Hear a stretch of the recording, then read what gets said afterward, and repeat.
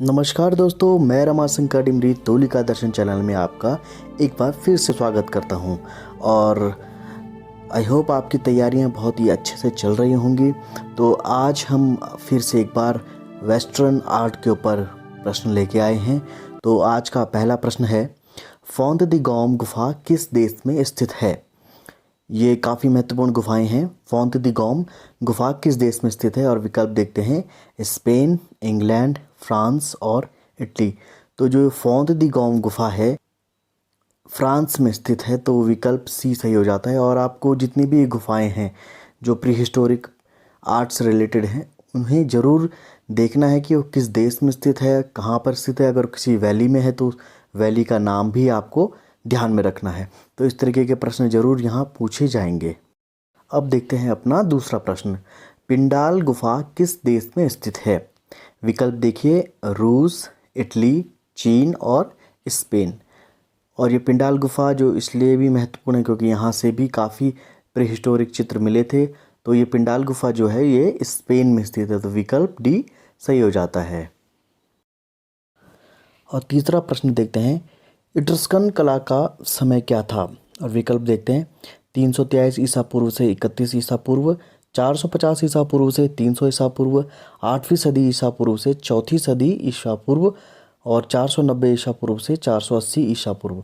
तो इट्रस्कन कला जो है उसका समय 8वीं सदी ईसा पूर्व से 4थी सदी ईसा पूर्व का था। तो विकल्प सी सही हो जाता है। अगला प्रश्न देखते हैं, ग्रीक कलाकार लिसिपस किस विधा का कलाकार था? वास्तुकला, मूर्तिकला, चित्रकला या उपरोक्त सभी। तो जो ग्रीक कलाकार लिसिपस थे वे मुख्यतः मूर्तिकला से संबंधित थे और मूर्तिकला विधा में वे कार्य करते थे। तो विकल्प बी सही हो जाता है। पांचवा प्रश्न देखते हैं, हेलेनिस्टिक कला का संबंध किससे रहा है? और विकल्प देखिए, मिस्र की कला से, चीनी सभ्यता से, माया सभ्यता से या यूनान की कला से। तो जो हेलेनिस्टिक कला का संबंध रहा है वो यूनान की कला से रहा है। और हेलेनिस्टिक जो कला है इसमें काफ़ी मूर्ति शिल्पों का भी निर्माण किया गया था। तो विकल्प डी सही हो जाता है। छठा प्रश्न देखते हैं, अति यथार्थवाद की मासिक पत्रिका अति यथार्थवादी क्रांति का प्रकाशन किस वर्ष आरंभ हुआ? काफ़ी महत्वपूर्ण सवाल है जिसमें अति यथार्थवादी क्रांति का प्रकाशन के बारे में पूछा है, जो अति यथार्थवाद की मासिक पत्रिका थी। और विकल्प देखते हैं, 1920, 1924, 1928 और 1930।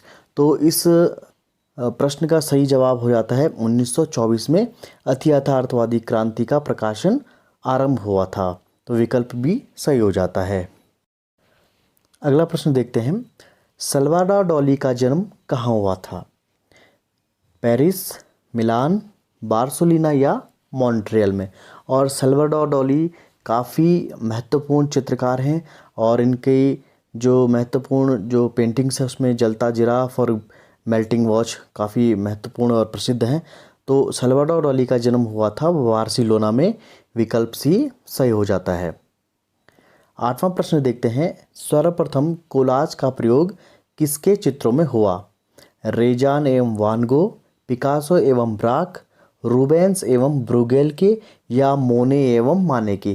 तो जो कोलाज है ये क्यूबिज्म से शुरुआत हुई थी। तो पिकासो एवं ब्राक इसका सही उत्तर हो जाता है। पिकासो एवं ब्राक के चित्रों में सर्वप्रथम कोलाज दिखाई दिए थे। तो विकल्प भी सही हो जाता है। नवा प्रश्न देखते हैं, पागल हत्यारा किस चित्रकार का चित्र है? और विकल्प देखिए, कुर्बे, तेओदार जेरिको या पिकासो और विकल्प ओजोन देलाक्रा। तो पागल हत्यारा जो चित्र है ये तेओदोर जेरिको का प्रसिद्ध चित्र है। विकल्प भी सही हो जाता है। 10वां प्रश्न है, लास्को गुफा का विख्यात चित्र कौन सा है? लास्को गुफा का विख्यात चित्र कौन सा है? विकल्प देखते हैं, विशाल गाय, तैरते हुए हरिण, आक्रमणकर्ता महिष या उपरोक्त में से कोई नहीं। तो जो लास्को गुफा है इसका सबसे जो फेमस चित्र है वो है तैरते हुए हरिण का। विकल्प बी सही हो जाता है। तो इस प्रकार आपको इन गुफाओं के बारे में जब आप प्रश्न बनाएंगे या प्रश्नों को याद करते हैं तो प्रश्न इस तरीके से बनाइएगा कि वो गुफा कहाँ पर स्थित है, कौन सी घाटी में स्थित है, कौन से देश में स्थित है, और उन गुफाओं में जो प्रसिद्ध चित्र हैं वो कौन कौन से हैं। तो आप इस तरीके से सूची बना करके आप जो ये प्रीहिस्टोरिक गुफाएं हैं इनके बारे में आप अपने नोट्स बना सकते हैं। और प्रश्न 11वां देखते हैं, डोनाटेल्लो किस देश के मूर्तिकार थे? डोनाटेल्लो किस देश के मूर्तिकार थे? विकल्प में जर्मनी, इटली, हॉलैंड या फ्रांस। तो जो डोनाटेल्लो हैं वे इटली के प्रसिद्ध मूर्तिकार थे और डोनाटेल्लो से संबंधित मूर्ति शिल्प के प्रश्न बहुत ज़्यादा पूछे जाते हैं प्रतियोगी परीक्षाओं में, तो इसको आप जरूर देखिएगा। 12वां प्रश्न है, रोकोको शैली का मूल अर्थ क्या है? लाल पत्थर के महल, लकड़ी के भवन, सफ़ेद पत्थर के भवन या शिला संबंधी शिल्प। जो रोकोको शैली है इसका मूल अर्थ होता है शिला संबंधी शिल्प। विकल्प डी सही हो जाता है। 13वां प्रश्न है, कोहरे में से उगता सूर्य चित्र टर्नर ने किस वर्ष निर्मित किया था? 1807, 1910, 1857 या 1890। टर्नर जो एक विख्यात भूदृश्य चित्रकार हैं और उन्होंने कोहरे में से उगता सूर्य जो चित्र था वो 1807 में निर्मित किया था। तो विकल्प ए सही हो जाता है। 14वां प्रश्न है, किस कलाकार को मूर्तिपरक वास्तुविद कहा जाता है? किस कलाकार को मूर्तिपरक वास्तुविद यानी कि स्कल्पचरल आर्किटेक्ट कहा जाता है? विकल्प देखते हैं, रैफेल, माइकल एंजेलो, ड्यूरर या ब्रुगेल को। तो मूर्तिपरक वास्तुविद कहा जाता है माइकल एंजेलो को, क्योंकि इन्होंने बहुत सारी मूर्तियों का निर्माण किया जो वेटिकन सिटी में आज भी विद्यमान है, और उन्हीं में फेमस जो एक इनका मूर्ति शिल्प हुआ है पिएटा की मूर्ति। तो विकल्प बी सही हो जाता है। 15वां प्रश्न है, लंदन में वाटर कलर सोसाइटी की स्थापना किस वर्ष हुई? सन 1800 में, 1804 में, 1843 में या 1880 में। जो लंदन में वाटर कलर सोसाइटी की स्थापना हुई थी वो हुई थी 1804 में। आपको ये जो सोसाइटियां हैं ये ठीक उसी प्रकार से याद करनी है जैसे आप भारत में जितने भी कला समूह या कला ग्रुप हैं उसी तरीके का ये प्रश्न बनता है। 16वां प्रश्न है, पिसारो व सिसिली का संबंध किस वाद से था? पिसारो व सिसिली का संबंध किस वाद से था? विकल्प देखते हैं, घनवाद, जंगलवाद, यथार्थवाद या प्रभाववाद। तो जो पिसारो और सिसिली है इनका संबंध था प्रभाववाद से। विकल्प डी सही हो जाता है। 7वां प्रश्न देखते हैं, पिकासो के नीले काल के चित्रों का मुख्य भाव था? मानवीय सुख, मानवीय दुख, मानवीय क्रोध या मानवीय आध्यात्मिकता। तो जो पिकासो के नीले काल के चित्रों का मुख्य भाव था वह था मानवीय दुख। तो विकल्प बी सही हो जाता है। और 18वां प्रश्न है, दादावाद का जन्म ज्यूरिख के काबारे वोल्टेर में किस वर्ष हुआ? 1915, 1916, 1917 या 1918 में।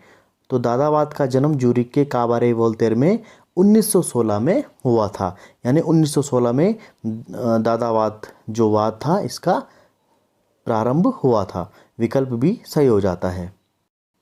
19वां प्रश्न देखते हैं, वर्जिन ऑफ रॉक्स किस चित्रकार का प्रसिद्ध चित्र है? लियोनार्डो दा विंसी, रैफेल, पेरिजिनो या रेम्ब्रा। और हम सब जानते हैं कि वर्जिन ऑफ रॉक्स एक काफ़ी फेमस पेंटिंग है और ये लियोनार्डो दा विंची ने बनाई थी। तो विकल्प ए सही हो जाता है। और कई जगह पे वर्जिन ऑफ रॉक्स को सैल खंडो की राजकुमारी भी लिखा रहता है हिंदी में। तो आपको ये ज़रूर देखना है कि जो पेंटिंगें हम हिंदी में पढ़ते हैं उनका मूल नाम जो अंग्रेजी में या जो लैटिन भाषा में है उसको आप ज़रूर याद कीजिएगा।